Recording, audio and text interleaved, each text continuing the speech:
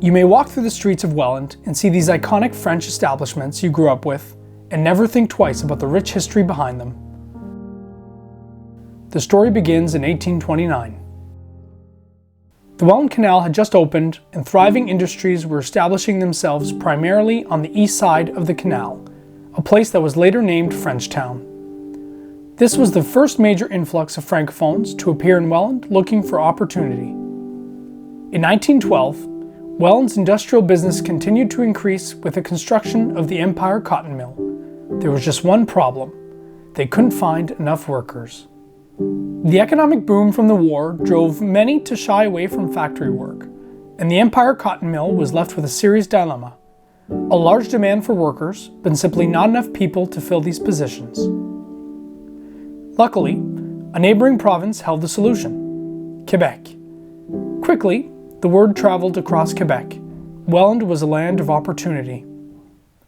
In 1920, a new church was established in order to serve the ever-growing Francophone population, Sacred Heart Parish, which was catered entirely to Francophones.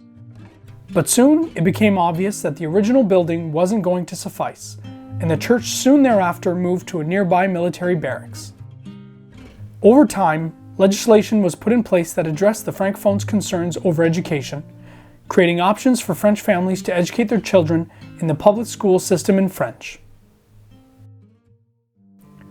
In 1930, the Great Depression swept the country, and Welland was hit particularly hard, leaving many Francophone families without jobs.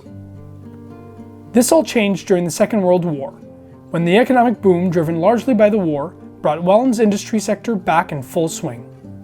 After the Second World War, soldiers were coming back home to their growing families in a thriving economy. The baby boom was underway, and due to the financial abundance of the time, more and more families were able to become homeowners. By 1961, the parish gained another 225 families. With them came more opportunities through clubs and further improvements to French education. Whether it's the Cotton Mill Complex, the Banque Nationale, or the Community and Health Center, it's clear that the Francophone community is an integral part of Welland's heritage, and Welland as it stands today. But what rich history is left to discover? And what new opportunities have yet to be made?